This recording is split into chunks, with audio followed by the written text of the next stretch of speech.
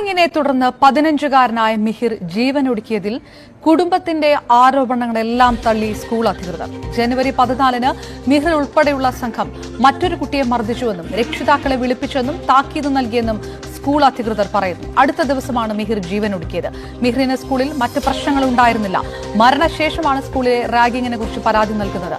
39 ദിവസം മാത്രമാണ് ഗ്ലോബൽ സ്കൂളിൽ മിഹിർ പഠിച്ചതെന്നും സഹപാഠികളുടെ ഇൻസ്റ്റാഗ്രാം പോസ്റ്റിന്റെ അടിസ്ഥാനത്തിൽ നടപടിയെടുക്കാനാകില്ലെന്നും ഗ്ലോബൽ സ്കൂൾ അധികൃതർ വ്യക്തമാക്കുന്നു.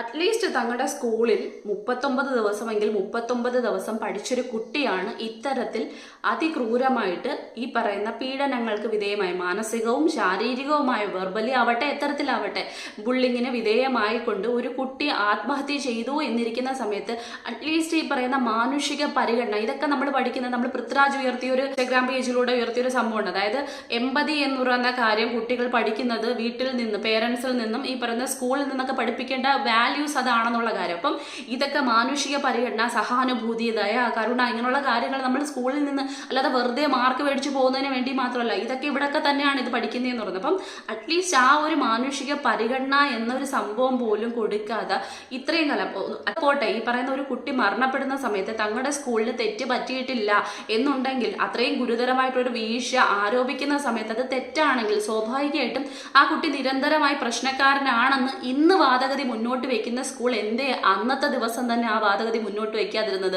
അപ്പം തങ്ങളുടെ ഭാഗത്ത് തെറ്റുണ്ടായി എന്ന് കൃത്യമായി ബോധ്യപ്പെടുകയും അതൊക്കെ വെളിയിലോട്ട് വരികയും ഇത് ഇന്റർനാഷണലി അല്ലെങ്കിൽ നാഷണലി ഇതൊക്കെ മനസ്സിലാക്കപ്പെടുകയും അല്ലെങ്കിൽ ചർച്ച ചെയ്യപ്പെടുകയും ചെയ്യുന്നു എന്ന് കാണുന്ന സമയത്ത് സ്കൂളിന്റെ പ്രസ്റ്റീജ് എന്ന് പറയുന്ന ഒരു കാര്യത്തിന് മാത്രം മുൻഗണന കൊടുത്തുകൊണ്ട് കൃത്യമായി ആ കുട്ടിയെ, മരണപ്പെട്ടു പോയ ഒരു കുട്ടിയെ കൃത്യമായി ഈ പറയുന്ന ബാധിയായ കുട്ടിയെ പ്രതിയാക്കി മാറ്റുന്ന ഒരു അവസ്ഥയിലേക്കാണ് പോകുന്നതെന്ന് പറയുന്നത്. അതും ഒരു തരത്തിലും കണ്ണില്ലാത്ത ക്രൂരത എന്നൊക്കെ പറയാൻ പറ്റില്ല. നിരന്തരമായി പ്രശ്നം ഉണ്ടാക്കുന്ന ഒരു കുട്ടിയായിരുന്നു, വിദ്യാർത്ഥിയായിരുന്നു മിഹിർ എന്ന് വാദിച്ചെടുക്കാൻ ശ്രമിക്കുകയാണ് ചെയ്യുന്നതെന്ന് പറയുന്നത്. ഇതിന് മുന്നേ ആ കുട്ടി പഠിച്ചിരുന്ന സ്കൂളിൽ കൃത്യമായിട്ട് ആ കുട്ടി ഇതേപോലുള്ള കാര്യങ്ങൾ തന്നെ നേരിട്ടിട്ടുണ്ടായിരുന്നു, അല്ലെങ്കിൽ ഇപ്പം ഇത്തരത്തിലുള്ള പീഡനങ്ങൾ നേരിട്ടിട്ടുണ്ടായിരുന്നു എന്ന് വ്യക്തമാവുകയും അതിനടിസ്ഥാനത്തിൽ അവിടുത്തെ വൈസ് പ്രിൻസിപ്പലിനെ ഇതുപോലെ അവിടുന്ന് മാറ്റുകയും ചെയ്യുന്ന സമയത്ത് തന്നെ ആ കുട്ടിയുടെ ഭാഗത്ത് ശരിയുണ്ട് എന്ന് തെളിയുന്ന സാഹചര്യത്തിലാണ് ഈ സ്കൂളിന് നിക്കക്കള്ളിയല്ലാതെ വരുന്ന സമയത്ത് ഒരുപക്ഷെ കുട്ടികളോട്, അതായത് ആ സ്കൂളിലെ കുട്ടികളോട് പോലും പറയുന്നു എന്നാണ്, ഭീഷണി മുഴക്കുന്നു എന്നാണ് വെളിയിൽ വന്നിട്ടുള്ള കാര്യങ്ങൾ എന്ന് പറയുന്നത്. അതായത് മിഹിർ അവിടെ ബന്ധപ്പെട്ട പ്രശ്നങ്ങളൊന്നും തന്നെ ആര് ചോദിച്ചു കഴിഞ്ഞാലും വെളിയിൽ വെളിപ്പെടുത്താൻ പാടില്ല.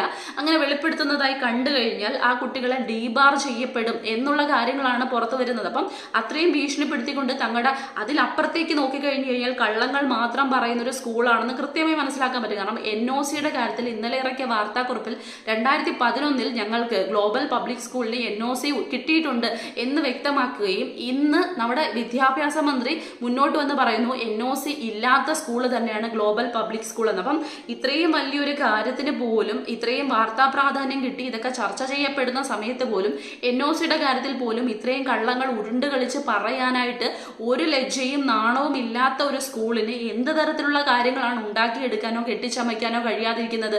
കാരണം ഇനി അവർക്ക് എന്ത് വേണമെങ്കിലും തെളിവുകൾ ഉണ്ടാക്കി വെർബലി അല്ലെങ്കിൽ ഈ പറയുന്ന ആൾക്കാരെ സാക്ഷിമൊഴികളാക്കിക്കൊണ്ട് അവരുടെ സ്കൂളിൽ തന്നെ കുട്ടികളെയോ ടീച്ചേഴ്സിനെ കൊണ്ട് പറയിപ്പിക്കാനും നാടകം കളിപ്പിക്കാനും ഒരു പാടുമില്ലാത്ത ഒരു സ്കൂൾ അധികൃതർ തന്നെയാണെന്ന് ഇതിൽ തന്നെ മനസ്സിലാക്കാൻ പറ്റും. കാരണം അല്ലെങ്കിൽ അറ്റ്ലീസ്റ്റ് അതിനെക്കുറിച്ചുള്ള ഒരു നടപടി എടുക്കുക, അല്ലെങ്കിൽ അവിടെ ഒരു ഈ പറയുന്ന അന്വേഷണം നടത്തുക. കാരണം ഇതുമായി ബന്ധപ്പെട്ട വാർത്തകൾ വരുന്ന സമയത്ത് ഈ പോലീസ് ഉദ്യോഗസ്ഥരിൽ നിന്ന് പോലും പറയപ്പെടുന്ന കാര്യങ്ങൾ എന്ന് പറയുന്നത് ഇത്രയും കുട്ടികളെ ഈ പറയുന്ന ക്വസ്റ്റ്യൻ ചെയ്യുക, ഇങ്ങനെയുള്ള കാര്യങ്ങളൊക്കെ വലിയ ബുദ്ധിമുട്ടാണെന്ന്. അപ്പം നമ്മുടെ മുന്നിൽ തന്നെ പ്രത്യക്ഷമായിട്ടുള്ള ഒരുപാട് തെളിവുകൾ നിരത്തപ്പെട്ടിരിക്കുന്ന സമയത്താണ് ഒരു തെളിവുമില്ലെന്ന് ഈ കണ്ണടച്ചിരുട്ടാക്കുന്ന വിധത്തിൽ ഈ സ്കൂൾ വാദിക്കുന്നതെന്ന് പറയുന്നത്.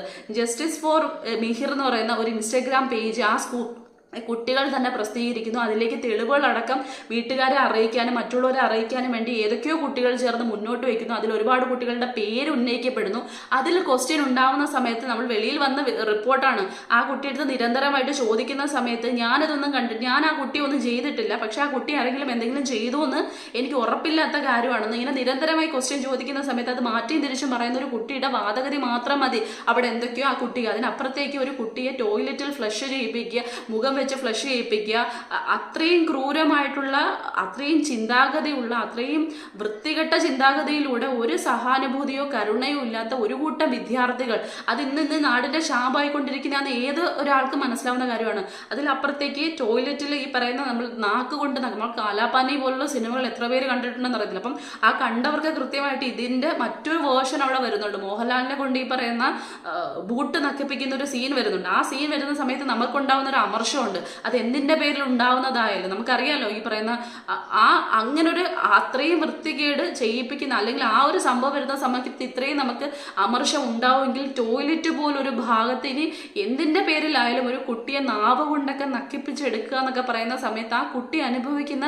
പ്രശ്നം എന്താ? ആ കുട്ടിയെ ഇടിക്കുക, അടിക്കുക, ഇത്തരത്തിലുള്ള കാര്യങ്ങൾ അത്രയും ഒരു തരത്തിലും നീതി ഒരു തരത്തിലും കൊടുക്കാൻ, അല്ലെങ്കിൽ ആ കുട്ടികൾക്ക് വേണ്ടി സംസാരിക്കാൻ പോലും സത്യം പറഞ്ഞു കഴിഞ്ഞാൽ ആരും മുന്നോട്ട് വരുന്നുള്ളത്. കാരണം ഇങ്ങനെയുള്ള ക്രിമിനൽ മൈൻഡുള്ള കുട്ടികൾ എന്ന് തന്നെയാണ് അവരെ വിളിക്കുന്നുള്ളത്. അവർ വളർന്ന് വലുതായി വന്നു കഴിഞ്ഞാൽ ഈ നാടിന് ആപത്ത് തന്നെയാണ്. അവരെ പഠിപ്പിക്കേണ്ട പാഠങ്ങൾ പഠിപ്പിക്കേണ്ട സമയത്ത് അവരുടെ വീട്ടുകാരോ അതല്ലെങ്കിൽ ഈ പറയുന്ന സ്കൂൾ അധികൃതരോ പഠിപ്പിക്കാത്തതിന്റെ ഭാഗം തന്നെയാണ് ഇത്രയും കുട്ടികൾ. അതിലപ്പുറത്തേക്ക് ഈ മിഹിർ എന്ന് പറയുന്ന കുട്ടിയുടെ വീട്ടുകാരുമായിട്ട് ഈ പറയുന്ന ഗ്ലോബൽ പബ്ലിക് സ്കൂളിൽ മുന്നേ പഠിച്ചിരുന്ന TC വാങ്ങിപ്പോയ ഒരുപാട് കുട്ടികളുടെ രക്ഷിതാക്കളും മറ്റും ഇവരെ കോൺടാക്ട് ചെയ്തിട്ടുണ്ട്. 1-2 ദിവസത്തിനുള്ളിൽ അവർ റിപ്പോർട്ട് പുറത്ത് വിടുമെന്നും പറയുന്നുണ്ട്. കാരണം ആ കുട്ടികളും ഇത്തരത്തിൽ ഗ്ലോബൽ സ്കൂളിൽ നിന്ന് ഇതുപോലുള്ള റാഗിങ് ഏറ്റ് വാങ്ങിയതിന്റെ ഫലമായിട്ടാണ് അവിടുന്ന് മാറിപ്പോയെന്ന് പറയുന്ന സമയത്ത് ഒരു തരത്തിലും ഇത്തരത്തിൽ ഇവിടെ റാഗിങ് നടന്നിട്ടില്ലെന്ന് ഭയങ്കരമായിട്ട് വാദിക്കാൻ ശ്രമിക്കുന്ന സമയത്ത് എന്താണ് മറയ്ക്കാൻ ഈ സ്കൂൾ ഇങ്ങനെ ശ്രമിക്കുന്നതെന്ന് മാത്രം മനസ്സിലാവുന്നത്. അറ്റ്ലീസ്റ്റ് സ്കൂളിനൊരു വാല്യൂ ഉണ്ട്, ഒരു മൂല്യമുണ്ട്. അത് ചുമ്മാ ഈ പറയുന്ന അവരുടെ പ്രസ്റ്റീജ് വാല്യൂ ആയിട്ട് അങ്ങനല്ല എടുക്കണല്ലോ എന്നുള്ളത്. ഒരു മാനുഷിക മൂല്യമുണ്ട്, ഒരു കുട്ടിക്ക് വാങ്ങിക്കൊടുക്കേണ്ട നീതിയുണ്ട്. അതിൽ കുറേയധികം കുട്ടികൾക്ക് തെറ്റ് ചെയ്ത കുട്ടികളെ സംരക്ഷിച്ചുകൊണ്ട് ഞങ്ങളുടെ സ്കൂളിന്റെ ഈ പറയുന്ന തെറ്റിങ്ങിനൊരു സംഭവം സംഭവിച്ചിട്ടുണ്ടെന്ന് അറിയുമ്പോഴത്തേക്ക് ഇവിടെ എന്തൊക്കെയോ തകർന്നടിഞ്ഞു പോവും എന്നൊരു സംഭവമല്ല ചിന്തിക്കുന്നത്. ഞങ്ങളുടെ സ്കൂള് കൃത്യമായിട്ടാണ്, നിങ്ങൾ ഈ പറയുന്ന കണക്ക് അവിടെ തെറ്റ് ചെയ്തിട്ടുള്ള കുട്ടികൾ ഉണ്ടെന്നുണ്ടെങ്കിൽ ആ കുട്ടികളെ നിയമത്തിന് മുന്നിലേക്ക് കൊണ്ടുവരുന്ന സമയത്ത്, ആ കുട്ടിക്ക് നീതി വാങ്ങി കൊടുക്കാൻ നിങ്ങൾ മുന്നോട്ട് വരുന്ന സമയത്ത് നിങ്ങളുടെ പ്രസ്റ്റീജ് എന്ന ഇഷ്യൂ എന്ന് പറയുന്നത് അവിടെ സത്യത്തിൽ താന്നു പോവുകയല്ല, ഉയർന്നു വരികയാണ് ചെയ്യുന്നത്. കാരണം ആൾക്കാർ ചിന്തിക്കുന്നത് നേരായ വഴിയിലൂടെയാണ്. അവർക്ക് മനസ്സിലാവുന്നത് എന്ന് പറയുന്നത് ഒരു കുട്ടിക്ക് നീതി വാങ്ങിക്കാൻ, അവർക്ക് ഇത്തരത്തിലുള്ള കുട്ടികൾ അവിടെ പഠിക്കുന്നുണ്ടെങ്കിൽ, ആ കുട്ടികൾ ഇത്തരത്തിൽ ഉപദ്രവിച്ചിട്ടുണ്ടെന്നുണ്ടെങ്കിൽ അവരുടെ സ്കൂളിന്റെ ബാക്കി കാര്യങ്ങൾ പോലും നോക്കാതെ ആ കുട്ടിക്ക് നീതി വാങ്ങി കൊടുക്കാൻ ആ സ്കൂൾ അധികൃതർ തന്നെ മുന്നോട്ട് വന്നിട്ടുണ്ടെങ്കിൽ അത്രയും നല്ല ആൾക്കാരാണ് അവിടെ നിൽക്കുന്നത് എന്നേ മനുഷ്യർ ചിന്തിക്കുള്ളൂ. അപ്പം അവിടെയാണ് നിങ്ങളുടെ വാല്യൂ ഉണ്ടാവുന്നത്, ഉയർത്തപ്പെടുന്നതെന്ന് പറഞ്ഞാൽ. അത്രയും കോമൺ സെൻസ് പോലും ഇല്ലാതെ വെറും പൈസ എന്ന് പറയുന്ന സംഭവത്തിന് മാത്രം ഏതൊക്കെയോ പണച്ചാക്കുകളുടെ മക്കളെ സംരക്ഷിക്കാൻ വേണ്ടിയിട്ട് ഒരു കുട്ടിയെ നിരന്തരമായിട്ട് കരിവാരി തേക്കാൻ വേണ്ടി ഇത്രയധികം തരം താഴ്ന്ന നുണകൾ പ്രചരിപ്പിക്കുന്ന സമയത്ത് ഇത്രയധികം തെളിവുള്ള പ്രത്യക്ഷമായിട്ടുള്ള ആ സ്കൂളിൽ നിന്നുള്ള കുട്ടികൾ തന്നെ നടത്തിയിട്ടുള്ള ചാറ്റുകളും ബാക്കി കാര്യങ്ങളും, ആ കുട്ടി മരിക്കുന്ന സമയത്ത് പോലും അതിനെ ഈ പറയുന്ന ആഘോഷിക്കുന്ന കുട്ടികളാണ് ആ സ്കൂളിൽ ആ കുട്ടിയെ പീഡിപ്പിച്ചതെന്ന് പറയുന്നത്. അത് മാത്രം മതി തെളിവെന്ന് പറയുന്നത്. എത്രത്തോളം തരം താഴ്ന്ന ചിന്താഗതിയുള്ള കുട്ടികളാണ് അവിടെ ഉള്ളത്. അതിലപ്പുറത്തേക്ക് നമുക്കറിയാവുന്നതാണ്, കറുത്തവർഗം എന്ന് പറഞ്ഞുകൊണ്ട് എത്രയോ കാലങ്ങൾക്ക് മുന്നേ ഇവിടെ മാറ്റപ്പെട്ടതാണെന്ന് പറഞ്ഞാൽ നീഗ്രോ എന്നൊക്കെ പറഞ്ഞുകൊണ്ട് കുട്ടികളെ ഇത്തരത്തിൽ അല്ലെങ്കിൽ ആൾക്കാരെ വിളിച്ച് കളിയാക്കിയിട്ടുള്ളതും അതെന്ന് പറയുന്നത് വല്ലാത്ത വിവേചനമാണ്, വർണ്ണവിവേചനമാണ്. അത് അടിമത്തത്തിന്റെ കാലത്തിൽ ഉണ്ടായിരുന്ന കാര്യമാണ്, അതിനെ മാറ്റപ്പെട്ട് കൊണ്ടുവന്ന കാര്യമാണ്. അത്തരത്തിൽ ആ കുട്ടിയെ വിളിച്ച് നീഗ്രോ എന്നർത്ഥം വരുന്ന തരത്തിലേക്കുള്ള വാക്കുകൾ തന്നെ പ്രയോഗിച്ചുകൊണ്ട് അവൻ മരിച്ചോ, അവൻ ചത്തോ എന്ന തരത്തിൽ വൃത്തിഹീനമായിട്ട് അല്ലെങ്കിൽ വൃത്തികെട്ട നാവുകൾ കൊണ്ട് മാത്രം ചോദിക്കുന്ന ആ കുട്ടികളുടെ മാനസിക നിലവാരം എന്താണെന്ന് കൃത്യമായിട്ട് വിലയിരുത്തപ്പെടേണ്ടതാണ്, അല്ലെങ്കിൽ മനസ്സിലാക്കേണ്ടതാണ്. ആരെയാണ് സംരക്ഷിക്കാൻ ശ്രമിക്കുന്നത്, എന്ത് വാല്യൂസ് ആണ് നിങ്ങൾ ഉയർത്തിപ്പിടിക്കുന്നത്? ഒരു സ്കൂൾ എന്ന് പറയുമ്പോഴത്തേക്ക് സ്വാഭാവികമായിട്ടും ഒരുപാട് 90%, 100% ഈ പറയുന്ന മാർക്ക് വാങ്ങിക്കുന്ന കുട്ടികളെ ഉയർത്തിക്കൊണ്ട് വരിക എന്നുള്ള സംഭവമല്ല. നമ്മൾ തന്നെ വാർത്തയിലൂടെ കാണുന്നുണ്ട്, ഏറ്റവും ഹൈ ക്ലാസ്സിൽ ഇപ്പം കഷായം ഗ്രീഷ്മയുടെ കാര്യം എടുക്കുന്ന സമയത്ത് അവിടെ റാങ്ക് മേടിച്ചാണ്, ബ്രില്യൻ്റ് ആണ്, ബുദ്ധിയുള്ള കുട്ടിയാണ്. പക്ഷെ എന്താണ്, സ്വഭാവ വൈകല്യം ഇത്തരത്തിലാണ്, സ്വഭാവ ദൂഷ്യങ്ങൾ ഇത്തരത്തിലാണ്. ഇത് ഒരുപാട് സംഭവത്തിൽ കാണുന്നുണ്ട്. ഏറ്റവും നല്ല ലെവലിലെത്തി ബാങ്കിൽ അല്ലെങ്കിൽ ഏറ്റവും ഉയർന്ന തലത്തിൽ ഹൈ ക്ലാസ് ലെവലിൽ പഠിച്ചു വന്ന് ജോലിയിലെത്തി എത്രയോ പേര് ഈ പറഞ്ഞ തട്ടിപ്പിൽ മുൻപിൽ നിന്ന് ആൾക്കാരെ ചതിക്കുന്നതായിട്ടുള്ള വാർത്തകൾ വരുന്ന സമയത്ത് അതല്ല വേണ്ടുള്ളതെന്ന് പറയുന്നത്. വേണ്ടുള്ളത് കുട്ടികൾക്ക് ബ്രില്യൻസ് ഉണ്ടാകുന്നുണ്ടോ അല്ലെങ്കിൽ 100% അവർ ഇന്റലിജൻസ് ഉള്ളവർ ഇതല്ല നോക്കേണ്ടത്. ഇനിയുള്ള കാലത്തായാലും ഏതുള്ള കാലത്തായാലും നോക്കേണ്ടത് ബുദ്ധിവികാസത്തിന്റെ അടിസ്ഥാനത്തിലല്ല. ഒരാളുടെ ക്വാളിഫിക്കേഷൻ നിശ്ചയിക്കുന്നതെന്ന് പറഞ്ഞാൽ സത്യം പറഞ്ഞു കഴിഞ്ഞാൽ അവിടെ പേഴ്സണാലിറ്റി എന്ന് പറയുന്ന ഒരു കാര്യമാണ്. മറ്റുള്ളവരുടെ അടുത്ത് എത്തരത്തിൽ പെരുമാറുന്നു, അവരുടെ ബിഹേവിയർ എങ്ങനെയാണ്, എത്തരത്തിലാണ് ഈ പറയുന്ന ആൾക്കാരോട് കാണിക്കുന്ന സ്വഭാവം, ഈ പറയുന്ന സഹാനുഭൂതി, ദയ, കരുണ, ഇങ്ങനെയുള്ള കാര്യങ്ങൾ എത്തരത്തിലാണ് ഉയർത്തിപ്പിടിക്കുന്നത്, അവിടെയാണ് സത്യത്തിൽ 100% ആ കുട്ടി വിജയം കൈവരിക്കുന്നതായിട്ട് പറയുന്നത്. അതിലൂടെ മാത്രമേ നല്ലൊരു തലമുറയെ വാർത്തെടുക്കാൻ ഒരു സ്കൂളിന് കഴിയുള്ളൂ. അതല്ലാതെ പഠിപ്പിക്കുന്ന കാര്യങ്ങൾ കാണാപ്പാഠം പഠിച്ച് റോബോട്ട് പഠിച്ചെടുക്കുന്നത് പോലെ എന്തൊക്കെയോ പഠിച്ചു വെച്ച് അതുപോലെ കോപ്പി പേസ്റ്റ് ചെയ്ത് പഠിപ്പിച്ചെടുത്ത് ചുമ്മാതെ മാർക്ക് മേടിച്ച് റാങ്ക് ലിസ്റ്റിൽ വന്നു കഴിഞ്ഞെന്ന് പറഞ്ഞിട്ട് യാതൊന്നും ഈ നാടിന് ഉണ്ടാവാൻ പോടില്ല, ഒരു നേട്ടം ഉണ്ടാവാൻ പോടില്ല. ഇത്തരത്തിലുള്ള ചിന്താഗതിയിലൂടെ പോകുന്നവന്മാരാണെങ്കിൽ ഇതിലപ്പുറമായിരിക്കും ദൂഷിച്ചു പോകുന്നതും കുട്ടികൾ. അത് പെണ്ണെന്നില്ല ആണെന്നില്ല, രണ്ടും ഒരേ രീതിക്ക് തന്നെ പോയിക്കൊണ്ടിരിക്കണം. അപ്പോൾ സ്വാഭാവികമായിട്ടും ഇത് ഇവിടം കൊണ്ട് സ്റ്റോപ്പ് ചെയ്യേണ്ട കാര്യമില്ല. പക്ഷെ 2-3 വാർത്താ ചാനലുകളിൽ ഈ വാർത്ത കാണുന്ന സമയത്ത് അതിനകത്ത് ആങ്കർമാരായിട്ടിരിക്കുന്ന ആൾക്കാർ ആ സ്കൂളിനെ ഭയങ്കരമായിട്ട് പൊക്കിയെടുക്കാൻ ശ്രമിക്കുന്നതായിട്ടുള്ള ഒരു കാര്യം കണ്ടു. അതായത് അവർ പറഞ്ഞുകൊണ്ടിരിക്കുന്ന കാര്യം 2 സ്കൂളുകളിൽ നിന്നും ഈ കുട്ടിക്ക് ഇതേപോലുള്ള അനുഭവമാണ് ഉണ്ടായിട്ടുണ്ടെങ്കിൽ ആ കുട്ടിയുടെ ഭാഗത്തും എന്തെങ്കിലും തെറ്റുണ്ടോ എന്ന് നമ്മൾ പരിശോധിക്കേണ്ടതല്ലേ? എന്തുമാത്രം കോമൺ സെൻസ് ഇല്ലാത്ത മാധ്യമധർമ്മമാണ് ഈ മുന്നോട്ട് കൊണ്ടുപോകുന്നതെന്ന് മാത്രം ഒരു മൂളയും ഇല്ലാത്ത കുറേ എണ്ണത്തിനെയും പിടിച്ചിരുത്തിയിട്ടുണ്ട്. കാരണം ആ സ്കൂളിൽ നിന്നുള്ള കുട്ടികൾ തന്നെ മരണപ്പെട്ടു പോയ കുട്ടിക്ക് വേണ്ടിയിട്ടുള്ള തെളിവ് നിരത്തിക്കൊണ്ട് ഇത്രയും വൃത്തികെട്ട കാര്യങ്ങൾ ആ കുട്ടി ഈ പറയുന്ന ഏറ്റുവാങ്ങിയിരുന്നു. ആ കുട്ടിയുടെ ഇത്തരത്തിലാണ് പെരുമാറിയിരുന്നത്. അവൻ മരിച്ചതിന് ശേഷവും ആ നീഗ്രോ അല്ലെങ്കിൽ അവൻ മരിച്ചോ എന്ന് ചോദിക്കുന്ന ഒരു തരത്തിലും ധാർമ്മികതയില്ലാത്ത അല്ലെങ്കിൽ മൂല്യത്തിന് വില കൊടുക്കാത്ത അത്രയും അധപ്പതിച്ച ചിന്താഗതിയുള്ള കുട്ടികളാണെന്നുള്ള തെളിവുകളടക്കം നിലനിൽക്കുന്ന സാഹചര്യത്തിൽ പോലും സ്കൂൾ അധികൃതർ പോലും പറയുന്ന വാർത്തകൾ അല്ലെങ്കിൽ മുന്നോട്ട് വയ്ക്കുന്ന കാര്യങ്ങളെല്ലാം തെറ്റ് തന്നെയാണെന്ന് നിരന്തരമായി തെളിയിക്കപ്പെട്ടുകൊണ്ടിരിക്കുന്ന സമയത്ത് പോലും ഒന്നുമില്ലാത്തതടുത്ത് വന്നിരുന്ന് അവതാരിക വന്നിരുന്ന് ഇത്തരത്തിലുള്ള കാര്യങ്ങൾ വളച്ചൊടിക്കാൻ ശ്രമിക്കുന്ന സമയത്ത് ആ ചാനലിൻ്റെയൊക്കെ ഈ പറഞ്ഞ ധാർമ്മികത എന്താണെന്നോ അല്ലെങ്കിൽ ഈ പറയുന്ന മാധ്യമധർമ്മം എന്തെങ്കിലും അറിയാമോ എന്ന് പോലും ചിന്തിച്ചു പോകണം. അപ്പം സ്വാഭാവികമായിട്ടും പക്ഷെ ഈ ഒരു വിഷയത്തെക്കുറിച്ച് മുന്നോട്ട് ചർച്ചയ്ക്ക് വേണ്ടി ചർച്ച ചെയ്തുകൊണ്ട് വരുന്ന എത്ര സാമൂഹ്യ പ്രവർത്തകരുണ്ട്, അല്ലെങ്കിൽ എത്ര രാഷ്ട്രീയ നേതാക്കളുണ്ട്, അല്ലെങ്കിൽ എത്രയുള്ള ഈ പറയുന്ന സെലിബ്രിറ്റി മോഡിലുള്ള ആൾക്കാരൊക്കെ ചർച്ച ചെയ്യപ്പെടുമ്പോഴാണല്ലോ ഇത് കൂടുതൽ ലെവലിലേക്ക്. അത് ആക്ഷേപിച്ചുകൊണ്ടോ അധിക്ഷേപിച്ചുകൊണ്ടോ പറയുന്നതല്ല. അങ്ങനെയുള്ള ആൾക്കാരും കൂടി മുന്നോട്ടൊന്ന് സംസാരിക്കുന്ന സമയത്താണ് സ്വാഭാവികമായിട്ടും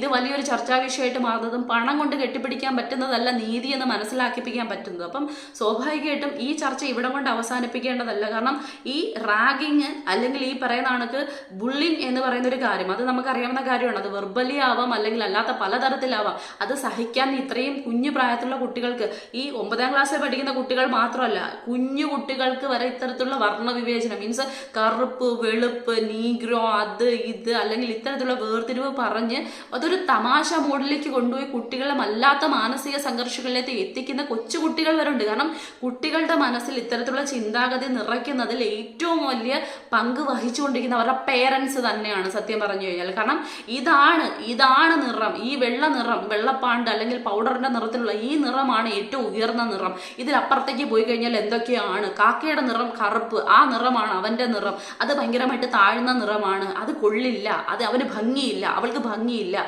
അത് മൃഗത്തിനെ പോലെയാണ് തോന്നുന്നത്, അവന്റെ തൊലി കണ്ടില്ലേ, ഇതുപോലെ പറയുന്ന കുട്ടികൾ. കാരണം നമ്മൾ 8 വർഷമായിട്ട് നിരന്തരമായി കുട്ടികളുമായിട്ട് സമ്പർക്കത്തിൽ ഇടപെട്ടുകൊണ്ടിരിക്കുന്ന ആൾക്കാരാണ്. നമുക്ക് ഈ പറയുന്ന മലയാളം പോലൊരു ഭാഷ പഠിപ്പിക്കുന്ന സമയത്ത് സ്വാഭാവികമായിട്ടും പല കഥകൾ പറഞ്ഞുകൊണ്ട് മാനുഷിക മൂല്യങ്ങൾ മനസ്സിലാക്കിപ്പിക്കാൻ വേണ്ടി കുട്ടികളോട് പറയുന്ന സമയത്ത്, ദാരിദ്ര്യത്തിന്റെ കഥകൾ പറയുന്ന സമയത്ത്, പോവർട്ടിയുടെ കഥകൾ പറഞ്ഞു കൊടുക്കുന്ന സമയത്ത്, ഈ പറയുന്ന അച്ഛൻ മരണപ്പെട്ടു പോകുന്ന കഥകൾ പറയുന്ന സമയത്ത്, കുഞ്ഞുങ്ങൾക്ക് വേണ്ടിയിട്ട് അമ്മ നിരന്തരമായിട്ട് പല സ്ഥലങ്ങളിലും പോയി കിടന്ന് ജോലി ചെയ്ത് കുട്ടികളെ വളർത്തുന്ന കഥ പറയുന്ന സമയത്ത് കുട്ടികളുടെ മുഖത്ത് ഒരു തരത്തിലുള്ള ദാക്ഷിണ്യമോ അല്ലെങ്കിൽ ആ കഥ കേൾക്കുന്ന സമയത്ത് ഇതൊക്കെ എന്ത് കഥ, ഇതിനകത്ത് എന്താ ഇരിക്കുന്നത്, പട്ടിണിയോ വിശപ്പോ അച്ഛൻ മരിച്ച എന്താ, ഇങ്ങനെ ചോദിക്കുന്ന കുട്ടികളാണ് ഇന്നത്തെ തലമുറ എന്ന് പറഞ്ഞത്. അത് നിരന്തരമായി കണ്ടുകൊണ്ട് കേട്ടുകൊണ്ടിരിക്കുന്നത് കൊണ്ട് തന്നെ സ്വാഭാവികമായിട്ട് നമുക്ക് അറിയാൻ പറ്റുന്ന കാര്യമാണ് കുട്ടികളുടെ നിലവാരം എന്ന് പറയുന്നത് അത്രയും താഴ്ന്ന ഐക്യു കൂടിയ കുട്ടികളാണെന്ന് ജനിക്കുന്നതെന്ന് പറയുന്നത്. പക്ഷെ അവരുടെ മാനസിക നിലവാരം അല്ലെങ്കിൽ ഈ പറയുന്ന മറ്റു തരത്തിലുള്ള കൾച്ചർ എന്നൊക്കെ പറയാൻ പറ്റുന്നൊരു കാര്യമുണ്ടല്ലോ, അതപ്പോൾ പേഴ്സണാലിറ്റി എന്നൊക്കെ പറയുന്നത് അത്